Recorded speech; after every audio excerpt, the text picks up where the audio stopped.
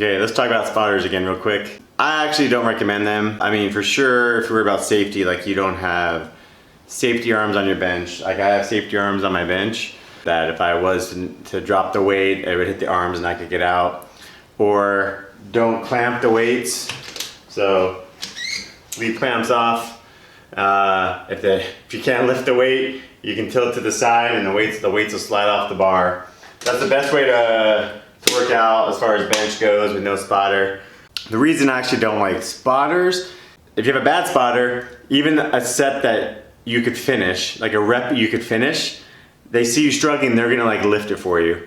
And then they're gonna be like, one more. And then you're gonna go down and probably can barely start it and they're gonna kind of lift it for you. And we talk about double progression and you're trying to say I got one extra rep. Well, what if he spots you on 2 reps? And last week he spot you on 2 reps, but he had to spot you less on those 2 reps. Like you can't really determine how many full reps you got and how much the spotter is helping you. And so it's really gonna hurt your progression. So I would like to have clean reps. And like I said, you should be stopping when you still have an extra rep to go. So it shouldn't be a safety issue. Your first couple weeks, you might want a spotter standing by, like I said, in case you're underestimating what you could do or something, or overestimating what you could do. So it might be okay at first, and I would have a spotter just standing by, not actively touching the bar. They should only touch the bar if it's coming back down towards your chest as you're trying to lift it up, if it reverses direction on you. You need to make sure you have a right spotter. I bench a lot of weight without spotters. It might be scary at first, but even getting it off the rack is not a problem with the heavy weight. That was the only way I would recommend it, is if you want someone to help you get it off the rack, let go, stand back. You shouldn't be able to see them at all. And then you do your set and they might help you rack it. But you know, the benefit of the spotter is you might have more confidence to try to get closer to your, having 1 rep left. You might say, you know what, I think I can push this one. And still have 1 left, and you might get more aggressive with it, but to me it's not worth it because I think you're just gonna be too inconsistent with spotters helping you on certain reps. So once you get into it, learn to do your exercises, preferably without a spotter. No problem if you want someone there in case you have an injury or something and when the weight's falling on you, right? But again, they should be out of the way and only touching the bar in a bad situation where the weight's coming back down on you. So that's my take on spotters. Quick summary. I think spotters make it difficult to track your progression, especially if you have spotters helping you on every set.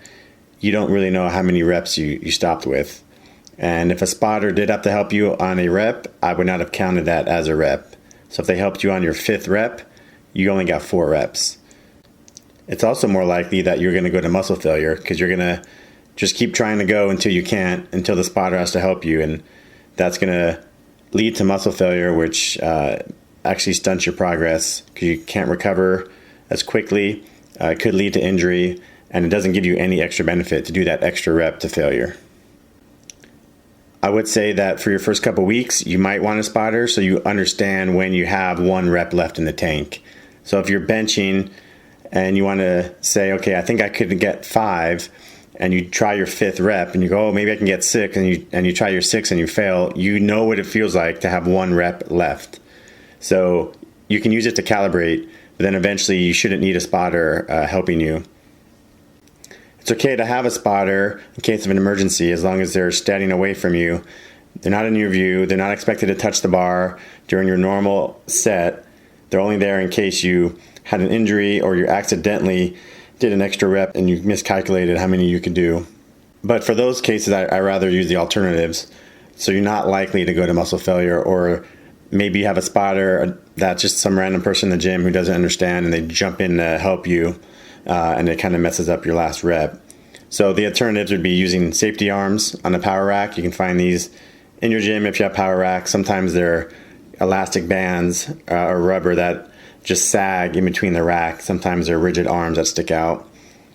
And it might be embarrassing, but you could just do it without clamping the weights. Especially if you had a home gym, you could do this where you don't clamp the weights and you could slide them off the bar in worst case an emergency.